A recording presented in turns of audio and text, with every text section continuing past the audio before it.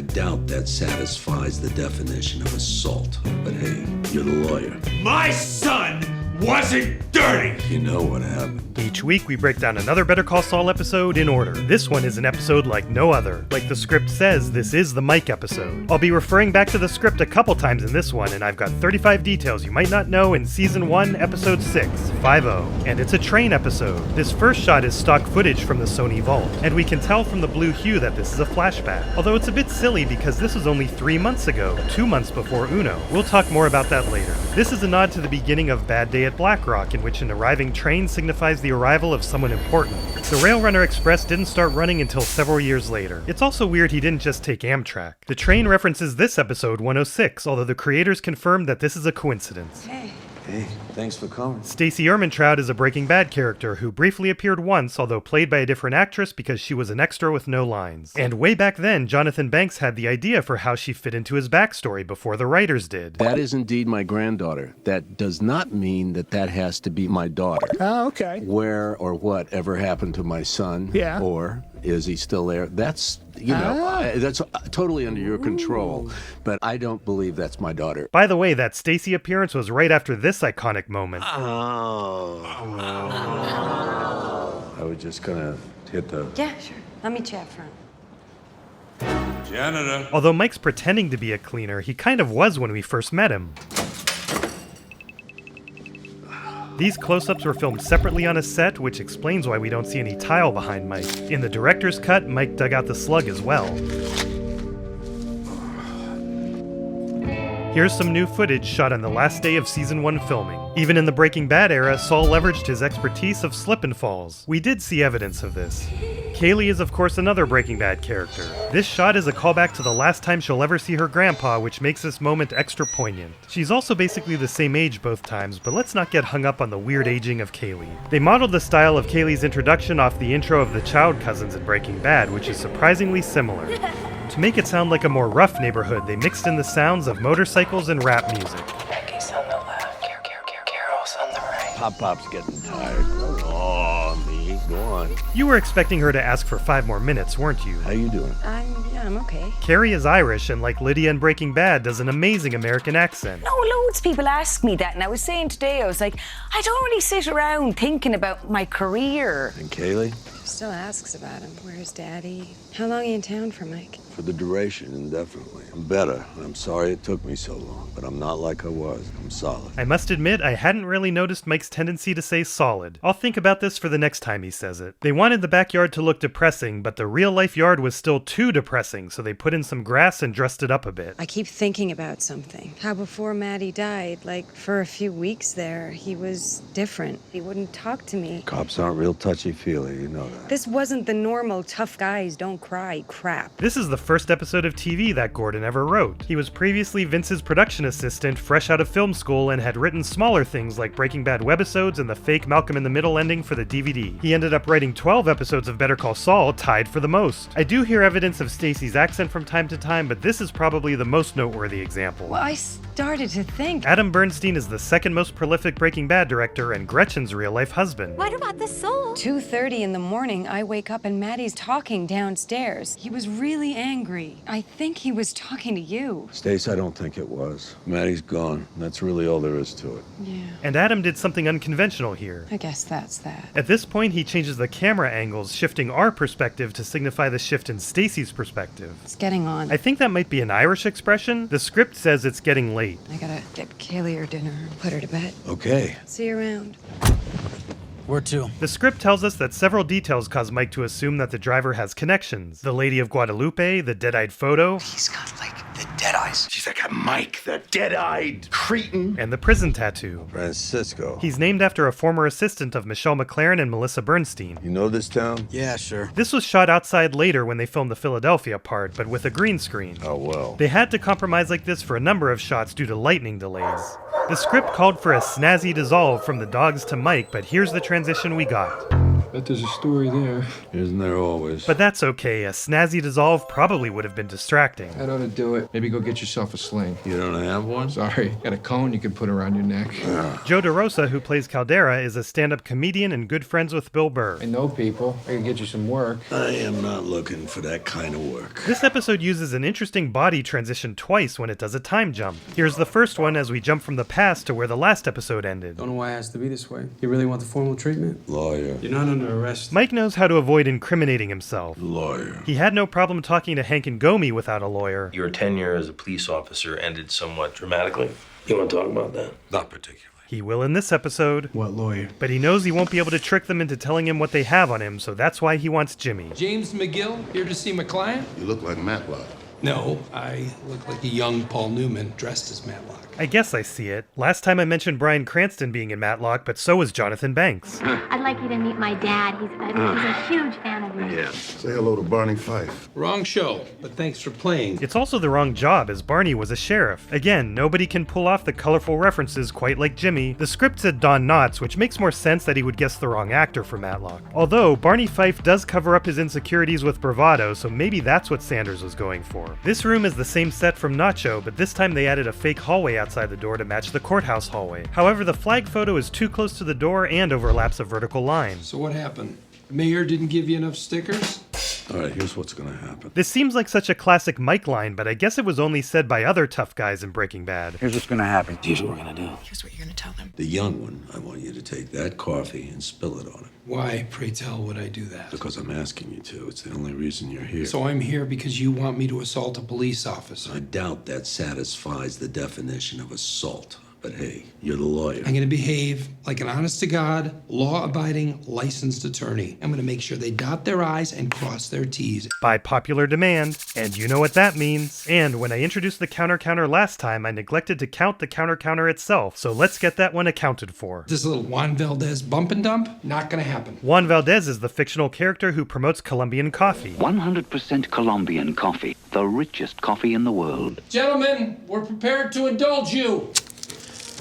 Is someone about to be poisoned? Start at the beginning, okay? We're talking Book of Genesis. Jesus, seriously? Don't let Mr. Ehrmantraut's dancing eyes and bubbly bon vivant personality fool you. He's actually, believe it or not, somewhat taciturn. Assume I know absolutely nothing about my client here. That's a useful mechanism for filling us in as well. Detective Sanders and I work for the Philadelphia Police Department. Detective Sanders is named after Vince's art teacher from high school, Helen Sanders. Mr. Ehrmantraut had a son, Matt. He too was with Philly PD. About 9 months ago, he responded to a shots fired call in some West Side rat trap. Matt didn't make it out. I'm very sorry to hear it. We kept coming up dry until 3 months ago. That's when Hoffman and Fensky both turned up dead in a vacant lot out in Nicetown. Mike, this is a Hail Mary. Now, is there anything you can tell us about what Hoffman and Fensky were into? When did you come out here to Albuquerque? The day after Hoffman and Fensky died, huh? You didn't think to stick around? I don't think I heard the news till I was west of Kansas City. Look at the fly here and Sanders' nerves of steel. I'm sorry you guys took a flyer on me. I wish it had paid off. Hey, that wasn't so hard, huh? Thanks, Mike. Oh, hey. Oh, shit. Mike's maneuver here is pretty complicated. He's got a handkerchief in his right hand, reaches into the jacket pocket with his left hand, then hands him the handkerchief as he pockets the notebook, which you can see right here. What's so important in there that we had to pull that third-rate Marx Brothers routine? That's not enough. Come on. Well, all right. I got us some more. Sorry, Howard, it only counts when Jimmy does it. How did you know that I would spill that coffee? It was just 2 days ago that he said, From here on out, I'm going to play by the rules. What the hell's that? What's it supposed to mean, huh? Like Nacho and Chuck, Mike sees that side of Jimmy. So Mike retired a week after Maddie was killed, then Stacy moved to Albuquerque 3 months later, and 3 months after that, Hoffman and Fensky were killed. And Stacy repeats that later. First Matt, then not 6 months later, his partner and his sergeant? We know from earlier that Maddie was killed 9 months ago, and Mike moved to Albuquerque a day after Hoffman and Fensky were killed, so that fits with the flashback being a week shy of 3 months ago.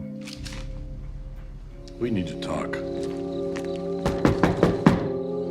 Call the cops. To help catch Maddie's killer. Matt was dirty? Is that what you told him? I told him I found money. 5,000-6,000 from God knows where. Why didn't you come to me? I knew what it would do to you, and you wouldn't talk to me. Every night you were drinking yourself unconscious like you were the only one who lost him. Ouch. I don't care where it leads. What difference would it make if he was anything. Here, the oranges could be signaling the first deaths we'll witness in this series, similar to The Godfather. What was that phone call? Don't bullshit me. It was between me and my son. So you're admitting it was you? He wasn't dirty. God damn you.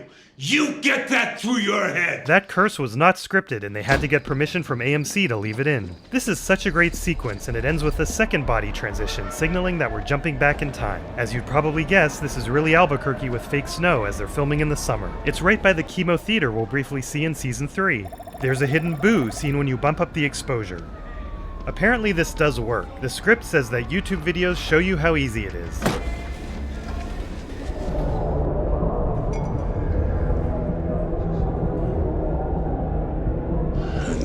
You. This could also be a Godfather nod. I know it was you, Fredo.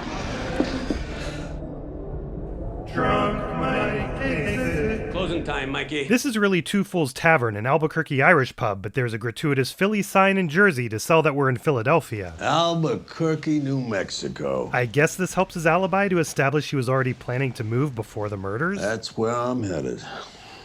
Tarantulas they got. I will be on the lookout. He was on the lookout, but didn't notice the tarantula or her human. Mikey, wanna ride? I'm walking.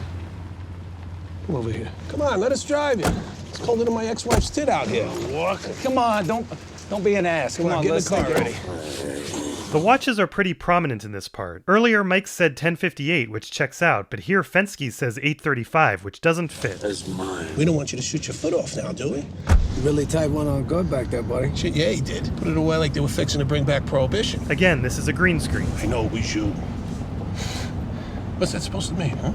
You killed Maddie, and you killed him for nothing, and I'm gonna prove it. This is pretty recognizable as the Albuquerque rail yards we saw in Breaking Bad. Help me get him out of the car.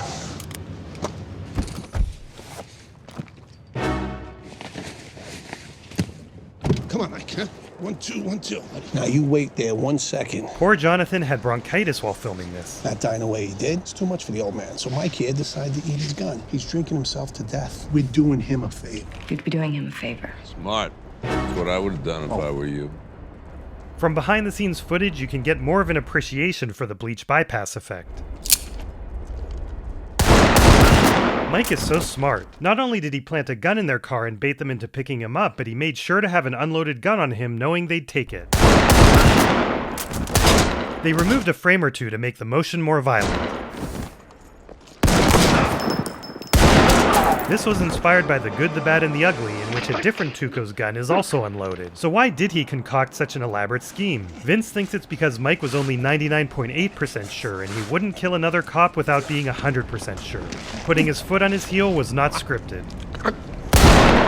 He takes the gun he shot and his unloaded gun, but leaves their guns with them, which is once again smart. You bust a drug dealer that has more cash than you'll ever earn in a lifetime. Some of it doesn't make it back into evidence. So what? Kelly Dixon, the editor, had the idea to overlay some of their conversation over these earlier shots of him, and these lines that she grabbed were from the middle of Mike's monologue. He originally started with, That wasn't dirty.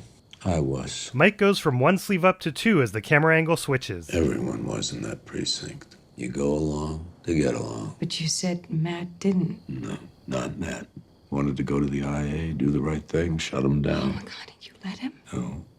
No. I talked sense. No one was getting hurt. Take the money, do something good with it. I tried. But he wouldn't listen. My boy was stubborn. My boy was strong. And he was gonna get himself killed. No, I told him I did it too. He put me up on a pedestal, and I had to show him that I was down in the gutter with the rest of them. Broke my boy. I broke my boy. In the script he just said, I broke him, but Jonathan's version is so much better. The same is true with the earlier My Boys too. My boy was stubborn. My boy was strong. He went to Hoffman, he took the money, but he hesitated. To those two, meant that he wasn't solid. Okay, fine. I got Maddie to take the money, and they killed him 2 days later. I was the only one that could get him to debase himself like that. And it was for nothing. I made him lesser. I made him like me. Hoffman and Fensky, if they killed Maddie, who killed them? You know what happened.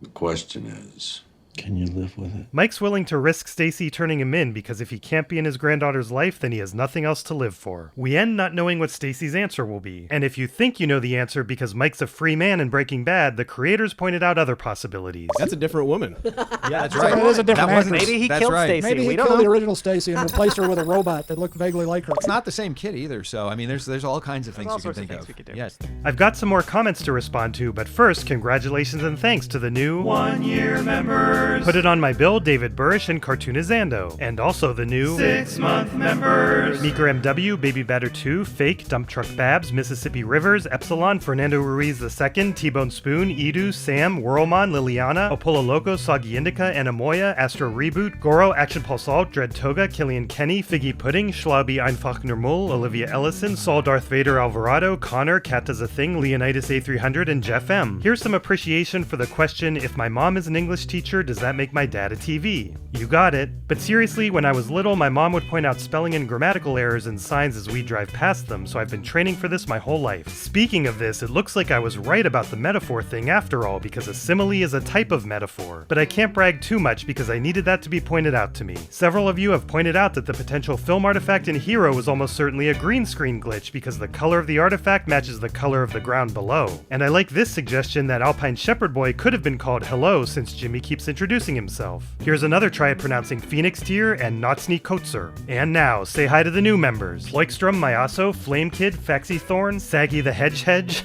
I don't know why that one's so funny. K2Y, Roval, Diney, Chronic Bro, Sentius, Penelopisa, Cherry Spiders, Jacob Peshka, Answer, Pancakes, Tor, Ezchucks, Dane Smith, Juna Smiley Face with Glasses, Chris Hansen, Ashton Price, Lucy, Sadajihu, Lukita Hart, Zogma, Kendorable, Ryder, Taco Truck Engineer, Some Imbecile, Doc Sigma, Mendo, Sebi was here, Kevin Paul, Jarrett Martin, Adam, Leap Day Music, Spencer K, Rob, Ariana, Rio, Ooks, Yanni Rotner, Edward V, Batuta Carts, Phoenix, Besapaitel, Muffin Hands, The Spacebar, Kyle Finn, Fat Linalbo, Tanoon, Yobaniah Pizda, Kale Darkwind 6151, Rograx SCP, Paul Berlon, Van of Jam, Matthew Acer, Jasper Saint, Layton, and Familia Vasquez. Next week, the Kettlemans come back in bingo. Shit, fuck, motherfucker. Excuse my language, everyone, I'm sorry.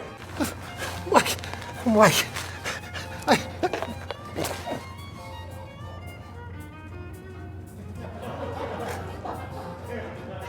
That was between me and my son. I'm lost. I'm so sorry. I was so good. I know. I'm so sorry. You could do it again.